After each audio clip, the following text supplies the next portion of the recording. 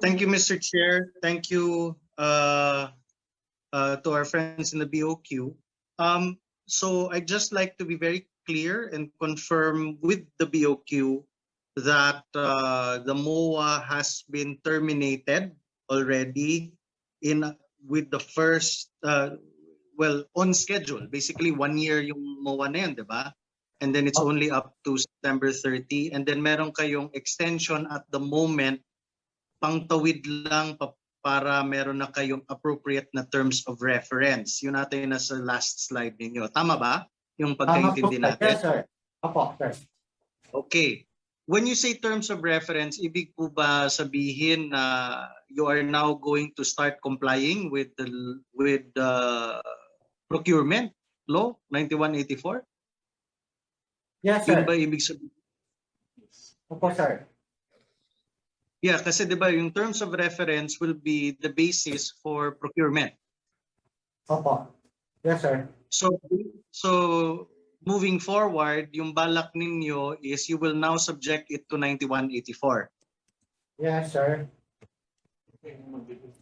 Okay, because in the previous meeting, Mr. Chair, any engagement of a private corporation or entity with the government, kailangan yan may tatlong qualification na papasa. It is the legal, the financial, and the technical qualifications. So tatlo po yan. Unfortunately, based on the submissions ng BOQ sa committee po natin, mukhang bagsak po yung piso pay sa tatlong qualifications na yan. Unang-una, dun sa legal qualification ng piso pay, hindi ko nga alam bakit nakalusot sa legal ninyo na ultimo hindi nga pasok sa primary purpose and secondary purpose ng MOA ninyo doon sa primary and secondary purpose ng piso pay. Napansin niyo ho ba yun? BOQ na ang primary purpose ng piso pay at saka secondary purpose ng piso pay ay wala naman dun sa legal standing nila to engage with you for the purpose ng MOA ninyo and your amended MOA. Malamang hindi. BOQ. Alam niyo ba yung primary purpose ng piso pay? Nabasa niyo ho ba? BOQ. Kasi basic sa yan, Mr. Chair. BOQ. And in fact, the BOQ submitted to our committee yung articles of incorporation ng piso pay. And the articles of incorporation of piso pay, nakasulat doon, the primary purpose and the secondary purpose. Yung primary purpose po ng piso pay ay remittance only. Ang kontrata ng piso pay at saka BOQ hindi naman remittance. It's very clear, Mr. Chair. The legal existence of pisopay.com is remittance. Ang kontrata ng gobyerno, the BOQ, at saka piso pay ay hindi naman kontrata ng remittance. Ibig sabihin, wala pong legal standing ang piso pay to even sign that MOA. Pangalawang kailangan na kilatisin is financial. In the previous meeting, kita na nga natin, lugi yung kumpanya, malaki po yung utang niya, yung capitalization na based on the submissions, no, yung capitalization nila maliit compared to sa utang nila. So therefore, any person with a business degree or an MBA or an accountant can easily say the company is technically insolvent. It has more debts than assets. So ibig sabihin, maski na i-subject po natin yan sa net financial capacity to contract with government, negative po sila sa net financial capacity to contract with FCC. government, then that means hindi rin po sila qualified to do business with government. Pangalawa na yan. So that bagsak sila sa legal standing, bagsak sila sa financial standing. Pangatlo, technical standing.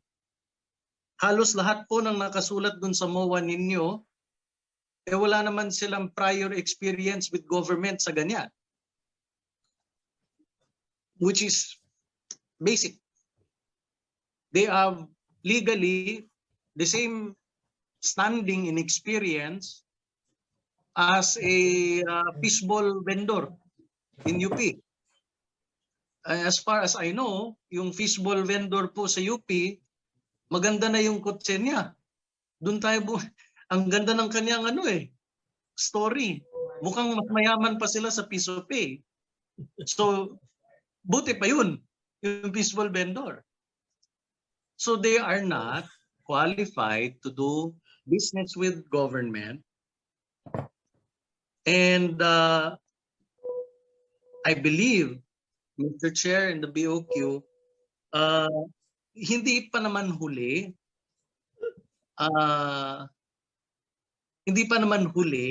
ang nangyayari. I think dapat tanungin nyo rin yung legal kung kailangan bang isauli yung pera na kinuha nila sa mga OFW. At lahat po na charge nila ng convenience fee.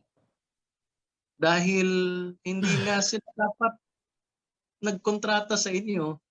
But what makes me worried, though, at this point in time, mabuti pa yung BOQ that they have already started create all these corrective efforts.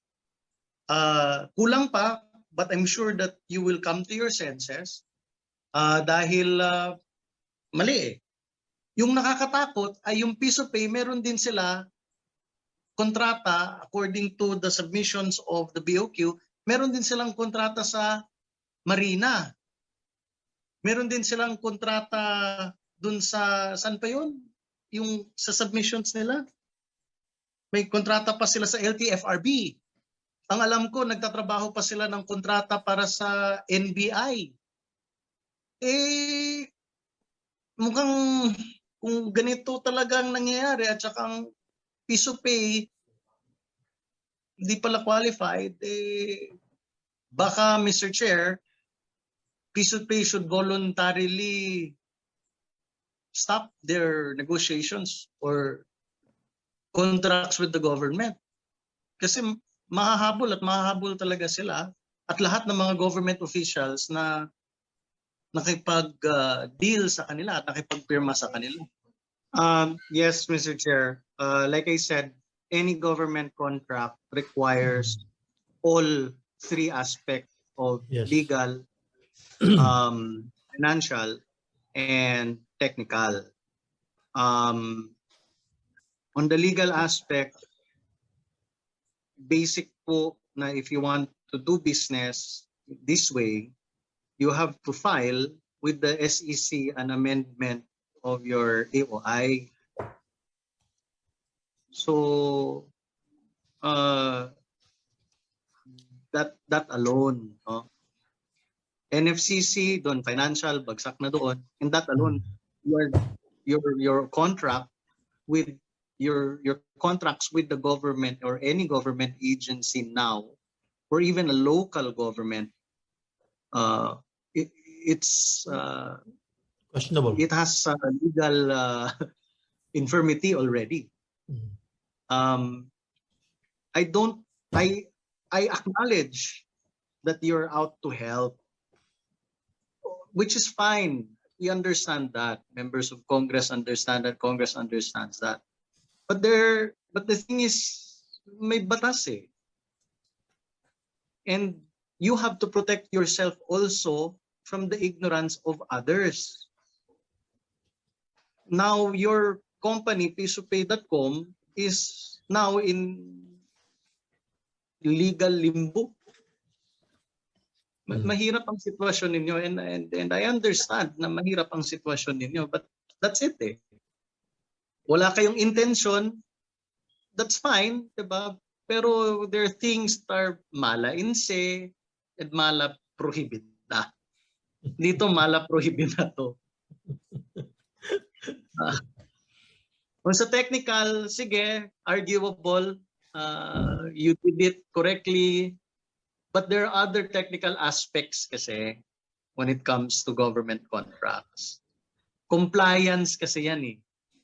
So, technical aspect of the contract also includes compliance and the process itself, publication, and everything. And it's not, and there have been many government contracts and many people who have gone to jail for the ignorance on how to contract with government. And this is both in the private and the public sector. I mean, the laws are there.